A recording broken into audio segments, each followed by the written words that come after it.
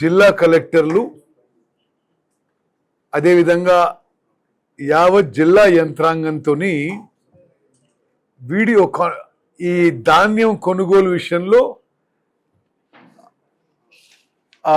Video conference నిర్వహించడం జరిగింది. ఈ వీడియో కాన్ఫరెన్స్లో గౌరవ డిప్యూటీ చీఫ్ మినిస్టర్ గారు, గౌరవ మంత్రులు, శాసనసభ్యులు, శాసన మండలి సభ్యులు, గౌరవ చీఫ్ సెక్రటరీ గారు, పలు అధికారులు, రైస్ మిల్లర్లు అందరూ కూడా ఈ ప్రొక్యూర్మెంట్ విషయంలో అందరూ కూడా పాల్గొనడం జరిగింది. మీడియా మిత్రుల ద్వారా ఒకటి నేను కొంత సంతోషంతో ఆత్మ సంతృప్తితో యావత్ తెలంగాణ ప్రజానీకానికి తెలియజేస్తున్నా, ఈరోజు తెలంగాణలో ఉన్న కాంగ్రెస్ ప్రభుత్వం గౌరవనీయులు ముఖ్యమంత్రి రేవంత్ రెడ్డి గారి నాయకత్వంలోని కాంగ్రెస్ ప్రభుత్వంలో భారతదేశంలో 29 రాష్ట్రాల్లో ఎక్కువ వరి పండించడం కానీ వరి కొనుగోలు కానీ ఇప్పుడు తెలంగాణలో మన ప్రభుత్వంలో జరుగుతుంది. మాది రైతు పక్షపాత ప్రభుత్వము. మేము ఖరీఫ్కి కానీ రబీకి కానీ ఒక్కొక్క పంటకి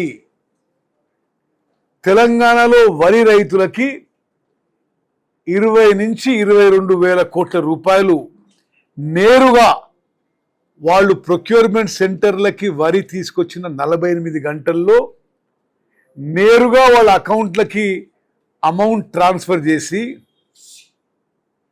ఒక సంవత్సరంలో ఖరీఫ్ రబీ 2 కలిపితే 45 వేల కోట్ల రూపాయలు మా కాంగ్రెస్ ప్రభుత్వం తెలంగాణలో వరి రైతులకి 45 వేల కోట్ల రూపాయలు నేరుగా ట్రాన్స్ఫర్ చేయడం జరుగుతుంది.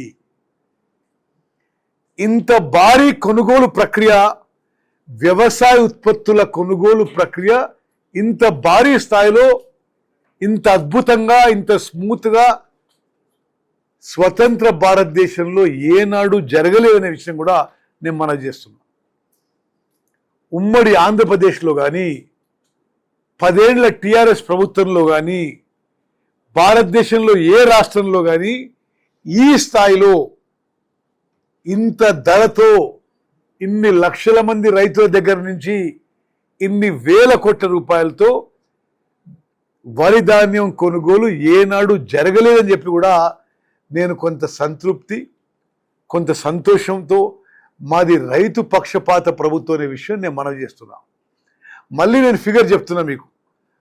మేము అధికారంలో వచ్చిన తర్వాత ఒక్కొక్క ఆర్థిక సంవత్సరం నుండి ఖరీఫ్ అండ్ రబీ పంట కలిపితే 42 నుంచి 45 వేల కోట్ల రూపాయలు తెలంగాణ వరి రైతులకి నేరుగా వారి జేబుల్లో మా కాంగ్రెస్ ప్రభుత్వం నింపుతుంది అని చెప్పి నేను మనవి చేస్తున్నాను.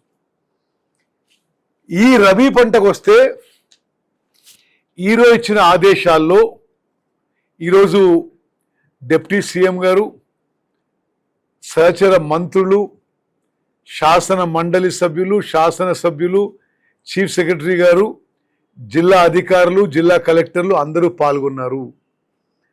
ఇప్పుడు ప్రతి జిల్లాలో వారం 10 రోజుల్లో ఈ ప్రొక్యూర్మెంట్ ప్రక్రియ పూర్తయ్యే విధంగా చర్యలు తీసుకోవాలని చెప్పి జిల్లా కలెక్టర్లకు ఆదేశాలు ఇవ్వడం జరిగింది. ఇప్పుడు ట్రాన్స్పోర్ట్ షార్టేజ్ ఉన్న చోట మేము స్పష్టంగా జిల్లా కలెక్టర్లకి, జిల్లా అధికార యంత్రాంగం చెప్పినాం, అవసరం ఉంటే శాండ్ కోసం ఉపయోగిస్తున్న లారీలు, డీసీఎంలు ఈ వారం 10 రోజులు తగ్గించుకోండి. సిమెంట్ ఫ్యాక్టరీలకు కూడా చెప్పేసేయండి. మరి లారీలైనా ఉపయోగించి, డీసీఎంలైనా ఉపయోగించి, ట్రాక్టర్లైనా ఉపయోగించి, ఎటువంటి వాహనాలైనా ఉపయోగించి ఈ వారం 10 రోజుల్లో కేవలం ప్యాడీ ప్రొక్యూర్మెంట్ మీద ఫోకస్ చేసి 1 వీక్ 10 డేస్లో పూర్తి చేయాలని చెప్పి ఆదేశాలు ఇవ్వడం జరిగింది. అదేవిధంగా తెలంగాణ రాష్ట్రంలో ఇప్పుడు ఉదాహరణకి ఈసారి యాసంగి పంట 141 లక్షల మెట్రిక్ టన్నుల వరి ధాన్యం పండింది.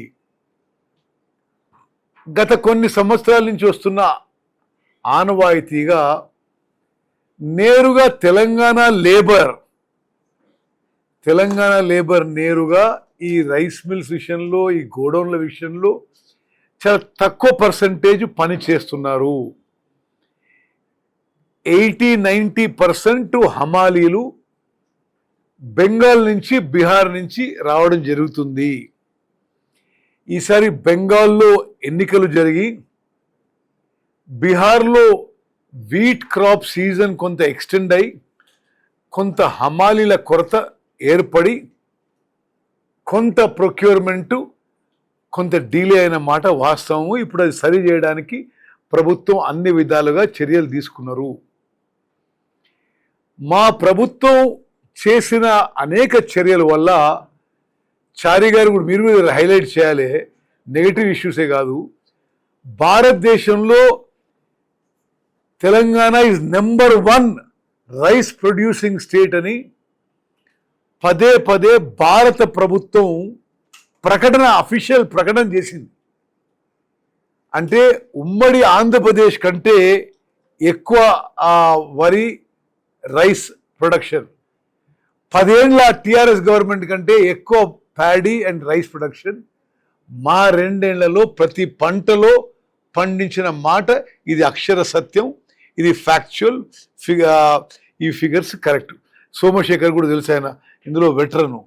Highest ever paddy production, highest ever rice production in Telangana. ఈ కేవలం ఇప్పుడు యాసంగి పంట చూస్తే, కేవలం ఈ యాసంగి పంట చూస్తే 141 లక్షల మెట్రిక్ టన్నుల వరిధాన్యం పండింది. అంటే ఒక్క ఆర్థిక సంవత్సరంలో తెలంగాణ ప్రజానీకానికి తెలవాలి, ఇది ఒక్క ఆర్థిక సంవత్సరంలో 300 లక్షల మెట్రిక్ టన్నుల వరిధాన్యం తెలంగాణ వండుతుంది ఇప్పుడు. అంటే what is the value of paddy? అంటే 300 lakh metric turns or 3 crore metric tons, or the value of the crop is 75,000 crores worth in 1 financial year మేము పండించడం జరుగుతుంది. దాంట్లో ఈసారి మా expectation 70 to 75 lakh metric turns కొనుగోలు చేయబోతున్నాము. దీంట్లో గవర్నమెంట్ ఆఫ్ ఇండియా 52 లక్షల మెట్రిక్ టన్నుల కొనుగోలు చేయబోతున్నారు. ఇది మరి బీజేపీ వాళ్ళు జవాబు చెప్పాలి. వాళ్ళు మద్దతు ధర ప్రకటనకే వాళ్ళు పరిమితం అవుతున్నారు. ఆ మద్దతు ధరకి మేము కొనుగోలు చేసే మొత్తం క్వాంటిటీ మా నుంచి కొనుగోలు చేయడం లేదు. కేంద్ర బీజేపీ ప్రభుత్వం దయచేసి మీరు మీ ద్వారా యావత్ తెలంగాణ ప్రజానీకానికి తెలవాలి, ఎంఎస్పి ప్రకటనకే కేంద్ర ప్రభుత్వం పరిమితం అవుతుంది.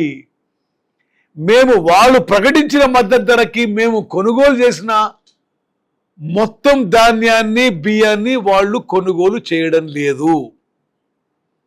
ఓకే, అదేవిధంగా ఇప్పుడు ఈసారి యాసంగిలో 8,575 ప్యాడీ ప్రొక్యూర్మెంట్ సెంటర్స్ ఓపెన్ చేసినాం. ప్రతి సెంటర్లో మ్యాన్ పవర్కి ట్రైనింగ్ ఇచ్చినాం, ఇన్ఫ్రాస్ట్రక్చర్ క్రియేట్ చేసినాం.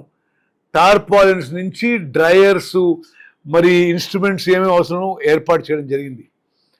భారతదేశంలోనే ఏ రాష్ట్రంలో కూడా ఇన్ని మరి వేల ప్రొక్యూర్మెంట్ సెంటర్స్ ఎక్కడ ఓపెన్ చేయలేదు సోమా. ఇది హైయెస్ట్ నెంబర్. ఈ రోజు వరకు ప్యాడీ ప్రొక్యూర్మెంట్ సెంటర్స్కి అరైవల్స్ 58.79 lakh మెట్రిక్ టన్స్. ఇప్పటి వరకు ఈ రోజు వరకు రైతులకి పేమెంట్ చేసిన అమౌంట్ 8,749 కోట్ల రూపాయలు ఆల్రెడీ రైతుల జేబులోకి చేరినాయి. ఈ రోజు వరకు ఈ 8,575 ప్రొక్యూర్మెంట్ సెంటర్స్లో మేము ఏర్పాటు చేసిన గన్నీ బ్యాగ్స్, బస్తాలు 20,86,00,000. ఈ గన్నీ బ్యాగ్స్ షార్టేజ్ ఉందనడం ఇది పచ్చి అబద్ధము. అంటే సబ్జెక్టు తెలవక ఏదో రాజకీయ దురుద్దేశంతో మమ్మల్ని విమర్శించాలే, వీళ్ళకి మంచి పేరు రావద్దని చెప్పడం తప్పితే ఇంకొకటి లేదు. గనీ బ్యాగ్స్ సఫిషియెంట్గా ఉన్నాయి ఫీల్డ్లో. మరి చుట్టుపక్కల రాష్ట్రాల్లో తెలంగాణ రైస్ ఏ విధంగా డామినేట్ చేస్తుందో south Indian rice millers federation chairman Devender Reddy గారు కొన్ని విషయాలు చెప్తారు. మన రైతులని మోసం చేసిన కఠిన చర్యలు తప్పవు. ఇప్పుడైనా తర్వాతైనా మా దృష్టికి వస్తే serious action will be taken. మా ప్రభుత్వం రైతు పక్షపాత ప్రభుత్వము. అన్ని విధాలుగా రైతులకు మేలు చేసే విధంగానే ముందుకు పోతామని చెప్పి మనం చేస్తున్నాం.